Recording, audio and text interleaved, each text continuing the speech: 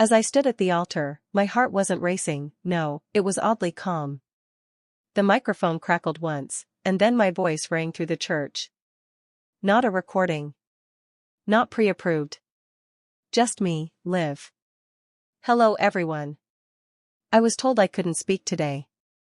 That this moment wasn't meant for my words. But I've come too far, stayed too quiet, and smiled through too much, to let that happen. I didn't shout. I didn't cry. I spoke like someone who had finally stopped apologizing for taking up space. All around me, the cathedral fell into stunned silence. Luca's mother froze mid-smile. His sister lowered her champagne flute like it had suddenly gone heavy. The priest took a step back. And Luca, my would-have-been husband, just stared. But to understand how I got to this moment, with a mic in my hand and a church full of people finally hearing my voice, we have to rewind. Not just to last night, or the week before. We have to go back 4 years, before the dress, the guest list, and the betrayal dressed in lace. Before the secret speeches I wasn't supposed to hear. Before I found out the entire ceremony was written in a language I didn't speak, for a reason. We need to go back to Florence, the cobblestone streets that first made me believe in beauty again. To the man with the soft Italian accent and promises that felt like poetry. To the beginning of what I thought was going to be the greatest love story of my life. Before we jump in, tell us where you're tuning in from, and if this story touches you, make sure you're subscribed because tomorrow I've saved something extra special for you. Florence was exactly how I had imagined it, sunlight spilling over centuries-old stone, the scent of espresso and history in the air. I had come to Italy for a fresh start, after burning out as a high school English teacher back in Oregon. I told myself it would be just 1 year. A sabbatical. Time to heal. I didn't plan to fall in love. But then came Luca. We met at a language exchange cafe near Piazza della Signoria. I was sipping a cappuccino, correcting an overly ambitious businessman's attempt to quote Shakespeare, when Luca slid into the chair next to me with the kind of confidence only an Italian man in a perfectly tailored blazer could have. He said, "You look like someone who appreciates a good metaphor." I laughed, and that was it. The spell was cast. Luca had that quiet, careful charm that doesn't shout, it waits for you to lean in. He spoke English beautifully but preferred to switch into Italian when he talked about things that mattered, art, philosophy, his grandmother's cooking. It was irresistible. We spent hours wandering the narrow streets, ducking into little enotecas, whispering dreams over wine and candlelight. It didn't feel like a whirlwind, though it was. Just a few months in, I moved in with him. He said it was silly for me to be paying rent when I spent every night at his place anyway. I was nervous at first, his apartment was still very much his, but he made room. Literally and figuratively. When he proposed, it wasn't with fireworks or grand gestures. We were at home, barefoot, sharing leftover risotto and drinking Prosecco out of coffee mugs. He looked at me and said, "I want to wake up next to you for the rest of my life." I said yes through tears, not because I had any doubts, but because, for once, everything felt exactly right. I didn't know then that saying yes wouldn't be the end of the story. It would be the start of a very different one. The real story. One where love and language collide. Where silence speaks volumes. And where tradition becomes a weapon. And the first clue that something wasn't right came on a quiet weekend trip to meet his family in Veneto. But I'll tell you about that next. It started with the dinner table. Luca's family lived in a picturesque town in Veneto, vineyards, cobblestone streets, the kind of place you'd expect to find on a postcard or a bottle of wine. His mother, Rosalia, greeted me with that tight-lipped smile women wear when politeness is armor. His sister, Chiara, gave me the once-over, the kind that feels more like a body scan than a greeting. We sat down to dinner, homemade gnocchi, roasted lamb, and far too much wine. The table was long, filled with aunts, uncles, cousins.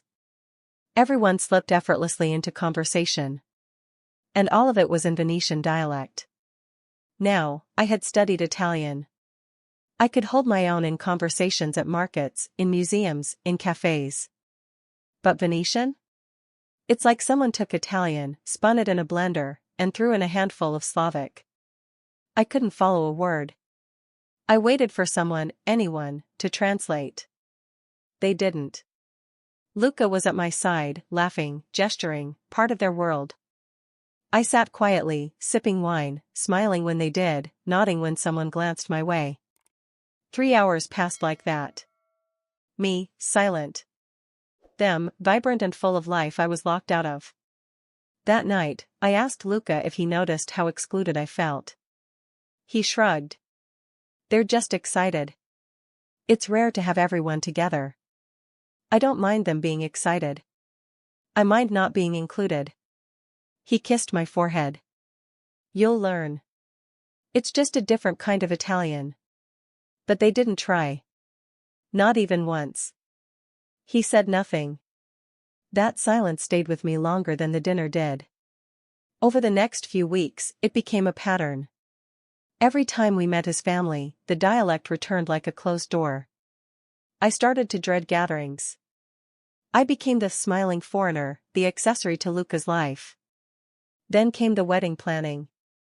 It started at his parents' home, an afternoon meeting that felt more like a committee hearing. Chiara brought a binder. Rosalia had fabric samples. The church had already been chosen, some 17th-century basilica with terrible acoustics and a freezing stone floor.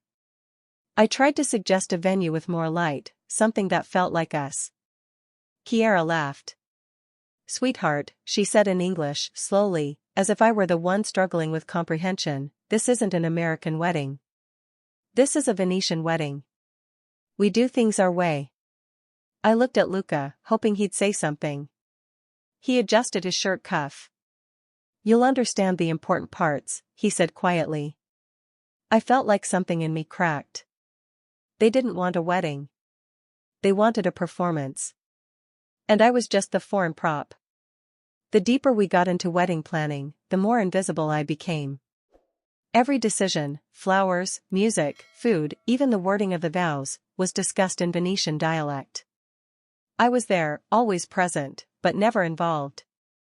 Occasionally, someone would toss me a smile or a brief translation, like crumbs to keep me from asking too many questions. But the worst moment came with the wedding invitations. They arrived in a cream-colored box, tied with a velvet ribbon. I opened the first one with anticipation, expecting to see our names in elegant calligraphy. Instead, it read, Luca e l'Americana. Luca and the American. Not my name. Not even a gesture toward me as a person. Just a label. I stared at it in disbelief, then walked over to Luca, holding the card like it was something rotten. This is what they're sending out. He took one glance and said, it's just a nickname. No one means it badly. It's not a nickname. It's erasing me. I'm your fiancé. I have a name. He shrugged. It's how they do things here. You're reading too much into it. I wasn't. And I knew it. I was being reduced to a caricature, an outsider they had no interest in truly welcoming. But I stayed quiet. I swallowed it like I had with everything else. I kept telling myself this would pass. That the wedding was just one day, and the real life, the real marriage, would begin afterward. But that dream kept slipping through my fingers. Luca became colder, distracted. He stopped talking about our honeymoon. When I asked where he'd been, he'd mumble, meetings, and change the subject. And still, I said nothing. Then, Cassie arrived. Cassie had been my best friend since college. She'd lived in Rome for years and spoke Italian like a native. When I picked her up from the airport, she hugged me, pulled back, and said, "You look like you're sleepwalking." She was right. That's exactly how I felt. At the next wedding planning meeting, Cassie tagged along, pretending to be just another out-of-town bridesmaid. No one paid her much attention. But she paid attention to everything. That night, back at my apartment, she looked at me with wide eyes and whispered, "You need to hear what they're really saying, because it's not about flowers and seating charts. It's about you. And it's not good." I didn't sleep that night. Cassie's words echoed in my head, sharp and urgent. It's not good. What exactly had they said? What was I walking into? The next morning, she handed me her phone with a recording. I didn't mean to, but I hit record just in case you'd think I was exaggerating. I pressed play. It started innocently enough, talk of seating arrangements, whether to use gold or silver flatware, who was allergic to shellfish. Then Kiara's voice cut through, dripping with sarcasm. She'll sit where we tell her. Honestly, the American won't know the difference. She'll just smile, nod, and say thank you like a good tourist. Another voice chimed in. It was Luca's uncle. I recognized it from a dinner weeks ago. It's not about the marriage. It's about the optics. The business opportunities, the tax benefits. She's already paid for most of this circus. Then Kiara again, laughing. She doesn't even understand us. It's like planning a play around a prop. I stopped the recording. My hands were shaking. I looked up at Cassie. This is what they really think of me? She didn't answer. She didn't need to. I sat there for a long time, numb. I'd spent months convincing myself I was just being sensitive, that cultural differences were to blame. But this wasn't culture. This was contempt. Worse than that, Luca had sat in those meetings. He'd heard every word. And he'd said nothing. The veil fell away. I saw the truth clearly for the first time. This wedding wasn't about love. It was a performance. A financial arrangement. A power play. And I was the only one not in on the script. But they had underestimated me. They thought I was naive, passive, too polite to cause a scene. They forgot I had something they didn't, control. Because while they had mocked me in a language they assumed I couldn't understand, they also let me sign every venue contract. Every vendor agreement. Every payment. All in my name. I had power. And they had no idea. That night, Cassie and I sat on my living room floor, wine glasses in hand, plotting. Are you sure? She asked. Because once you push this first domino, there's no taking it back. I looked her in the eye. I've never been more sure of anything in my life. The morning sun spilled across my bedroom floor like nothing was wrong. Birds chirped. My neighbors laughed as they walked their dog. The world moved on like I wasn't sitting on the edge of a battlefield in white satin. It was the day before the wedding. I stood in front of the mirror in my rehearsal dress, cream lace, subtle sparkle, the kind of thing Kiara said made me look less American. I stared at my reflection. I didn't recognize the woman looking back. Not because I looked different, but because, for the first time in years, I wasn't trying to please anyone. That afternoon was the rehearsal. The final run-through. Everyone would be there. I knew exactly what I had to do. Cassie arrived early. She handed me a tiny mic pack and tapped her phone. Recording's ready. Just give me the signal. The church was cold. Stone walls. Heavy air. A stage built for reverence and revenge. They seated me in the front pew while the priest spoke to Luca's family in rapid Venetian.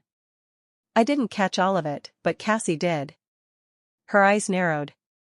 They're still planning to do it, she whispered. I nodded. Good. Luca arrived late, looking exhausted and disheveled, like someone who had too many secrets and not enough sleep. He barely kissed my cheek. As the rehearsal progressed, I smiled through it all. I rehearsed the wrong ceremony. Because my real script was written hours earlier, in the quiet of my apartment, with Cassie and a translator named Paolo who agreed to show up tomorrow in a suit and stand behind the altar like he belonged there. After the rehearsal, everyone gathered at the vineyard for dinner. Wine flowed. Laughter echoed. Kiara toasted to family unity, and Luca's mother gave me a pearl necklace that wasn't hers to give. I accepted it all with the grace of a woman about to light a match in a room full of kerosene. That night, back home, I pulled out the gown. The one they insisted I wear, the heirloom dress passed down through generations of women I would never be allowed to become part of. I ran my fingers over the embroidery. It was beautiful, yes. But it wasn't mine. I hung it back in the garment bag and instead reached for the one I'd bought weeks ago, in secret. Simple. Strong.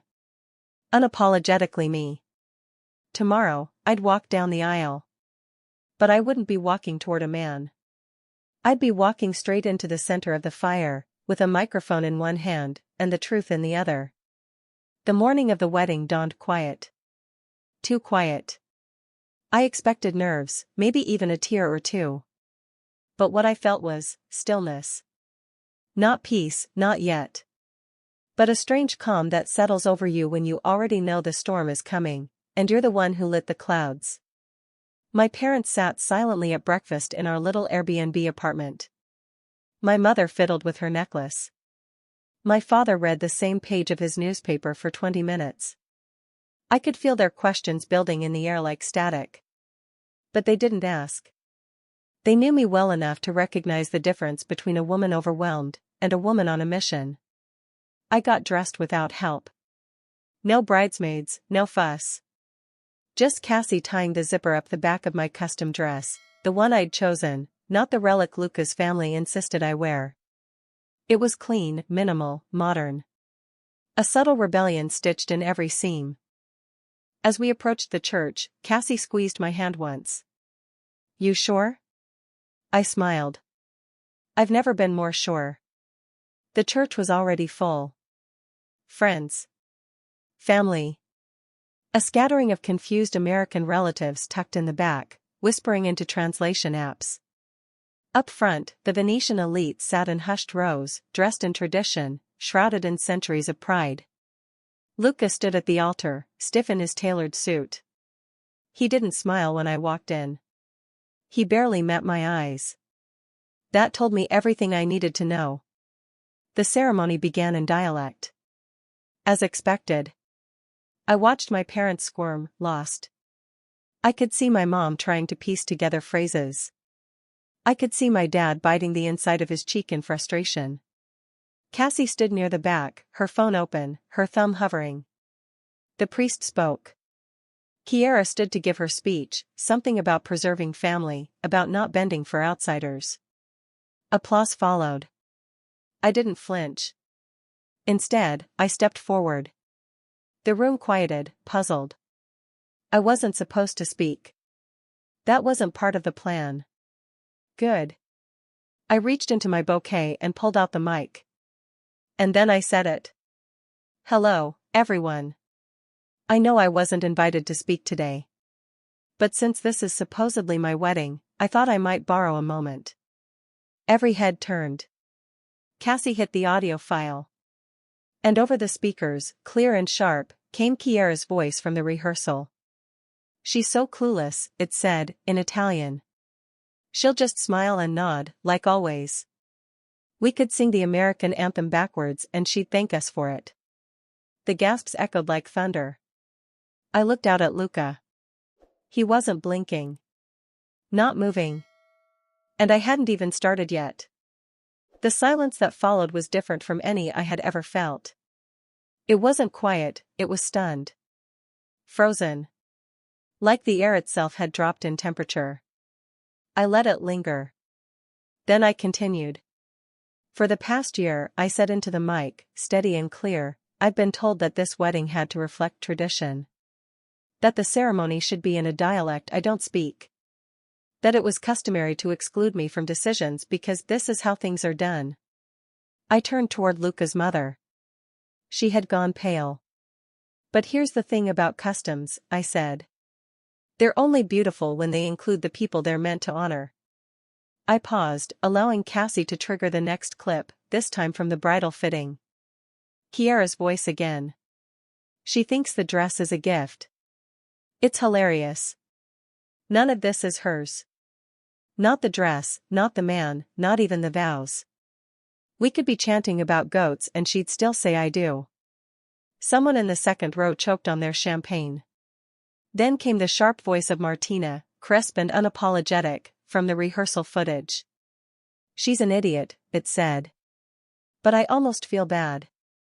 He said he'd never love her. That this was for the family business. I mean, I'm not the one wearing white, but I know where his heart really is. That was the moment the room shattered. Someone stood. Martina. She didn't run. She didn't flinch. She looked at Luca, and then at me. And then, loud enough for everyone to hear, she said. It's true. We've been together. 6 months. Maybe more. Gasps. Murmurs.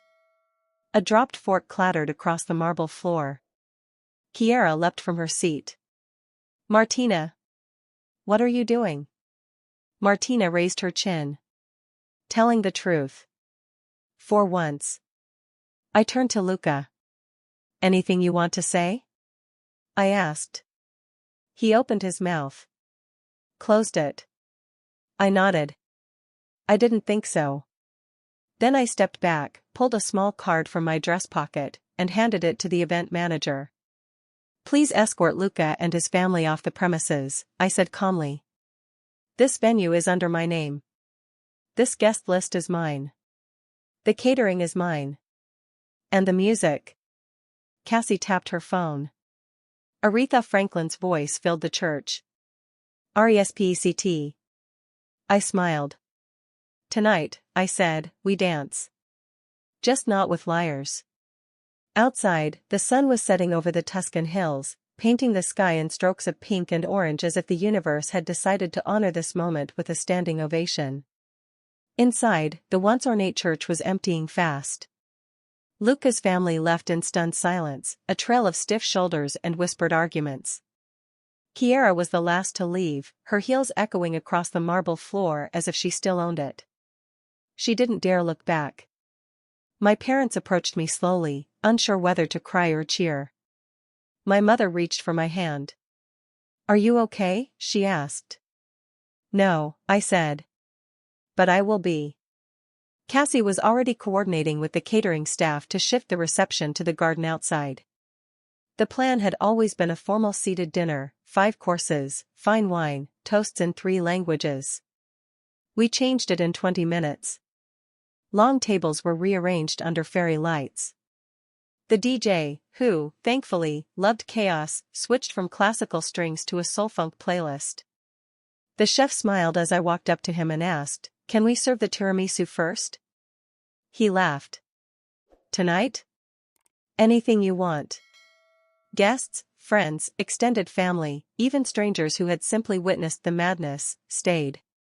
In fact, more people stayed than left. We danced barefoot in the grass. We made speeches that were unrehearsed and real. My father toasted to strong women who know when to walk away. Cassie performed a dramatic reading of Martina's confession, and someone handed her a plastic crown. I laughed until my stomach hurt. Somewhere between slices of cake and a group karaoke rendition of I Will Survive, I felt it, that strange sensation of freedom. Not just from Luca. From pretending. From shrinking. From explaining myself to people who never listened anyway. At midnight, I found myself standing alone under the olive trees, looking up at a sky so full of stars it felt unreal. Cassie came over and handed me a glass of Prosecco. Not the wedding you planned, she said gently. I took a sip and smiled. No. But maybe the one I needed. The morning after the wedding, I woke up in my hotel room with sore feet, puffy eyes, and the kind of quiet that only follows emotional earthquakes. My parents were already in the lobby with coffee, scanning their phones like they were looking for something, anything, that would make the night before feel less surreal.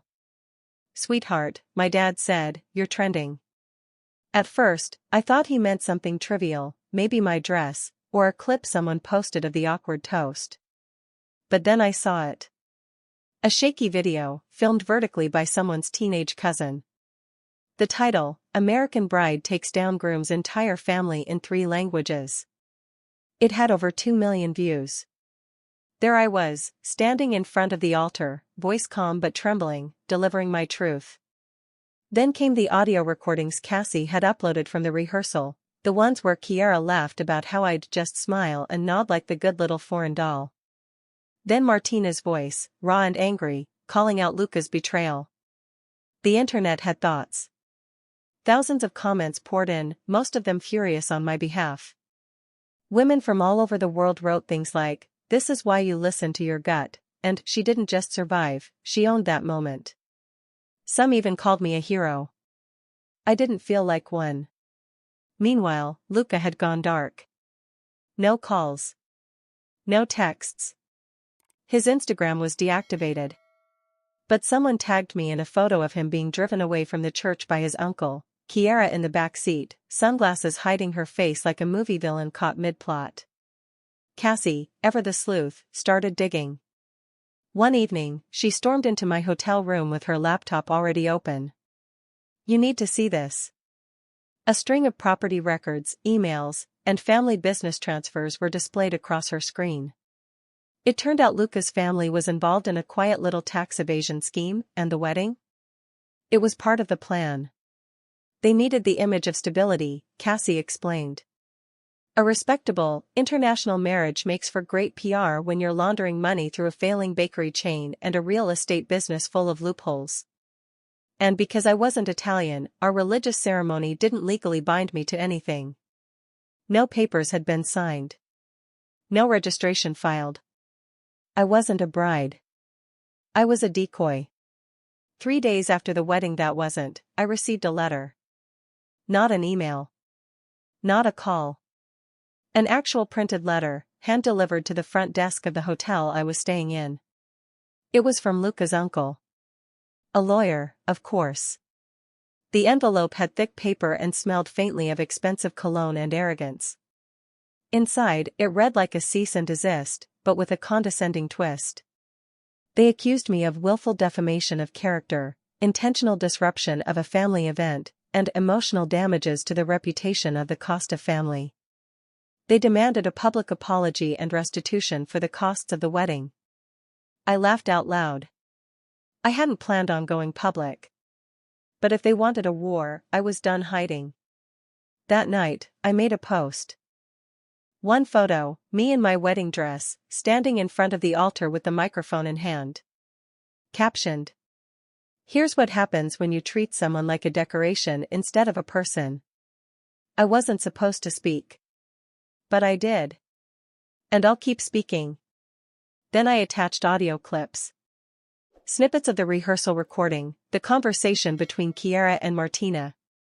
Screenshots of the wedding program translated into English. Even the part where the priest referred to me as the tolerated guest. It exploded overnight. News outlets picked it up. Podcasts asked to interview me. Lawyers reached out, offering help. And then came the cafe meeting. I was sitting outside, sipping espresso, trying to act like I hadn't become internet famous for exposing an international family scandal. The sun was soft on my face. For the first time in days, I felt like I could breathe. Then she arrived. Kiara. No warning. No smile. No pretense. She slammed her hand on the table so hard my cup rattled. She was shaking, not from fear, but fury. "You think you're a hero?" she spat. "You think people actually care about you? They're laughing at you. Just like we did." I didn't flinch. "No," I said calmly. "They're looking in the mirror." I just held it up. She raised her hand. But before she could do anything, Luca stepped between us. He looked broken. Paler than usual. Gaunt. Like he hadn't slept or eaten properly in days. "Stop," he told her. Quiet. Defeated. Kiara backed away, muttering curses under her breath as she disappeared down the street. Luca turned to me. "I never wanted this," he whispered. I stared at him, heart thudding in my chest. "You didn't stop it either," I said. "You let them humiliate me in a language I couldn't understand. In front of my family. You let them plan a wedding around mocking me." His eyes filled with tears. "I was scared," he said. "Of losing them. Of losing everything. But I lost you instead. I didn't respond. I couldn't. Not then. Because there are moments when silence is the loudest answer of all. 3 weeks later, I was back in Oregon. The air smelled like pine and coffee and rain, and for the first time in months, I didn't feel like I had to look over my shoulder or second-guess every word I said. The first thing I did was go for a walk, no destination, just my sneakers, the sidewalk, and the steady rhythm of home. People kept asking if I planned to press charges, sue the family, go on a talk show, sell the rights for a movie. I didn't want any of that. What I wanted was something they could never give me. Peace. Cassie visited me the day after I landed. She brought wine, takeout from my favorite Thai spot, and a flash drive. All the files. Just in case, she said, placing it on my coffee table. You never know when someone might try to rewrite history. I nodded, but I didn't open it. I didn't need to prove anything anymore. The internet had done what it always does, turned drama into spectacle, but it had also done something else I didn't expect. Women started messaging me. From Brazil. From South Africa. From Ohio. They told me they had gone through similar betrayals. Similar humiliations. That watching me speak into that mic gave them courage to say something they'd been holding in for years. One woman wrote, I watched your wedding clip 12 times. The part where you say, I wasn't supposed to speak, but I did, I played it before leaving my emotionally abusive husband. I cried when I read that one. Not because I was proud. But because I finally understood that everything I went through, every fake smile, every bitter dinner, every whisper I didn't understand, had not been for nothing. Sometimes the microphone doesn't just amplify your voice. It breaks the silence for others. I don't know if Luca's family ever recovered. I don't know if their bakery stayed open, or if Martina and Kiara are still thick as thieves. I don't care. Because I'm building something new now. A life without translation. A life where I get to be the author, the narrator, the voice in the room. No subtitles needed. And the next time I walk down an aisle, it won't be towards someone else's expectations. It'll be towards someone who speaks my language, with or without words. So what do you think? Was she right to speak up? Would you have done the same in her place? Drop a 2 in the comments if you loved her revenge, or a 7 if you think it went too far. And don't forget to like, subscribe, and turn on notifications for more powerful stories like this. Trust me, you won't want to miss what's coming next.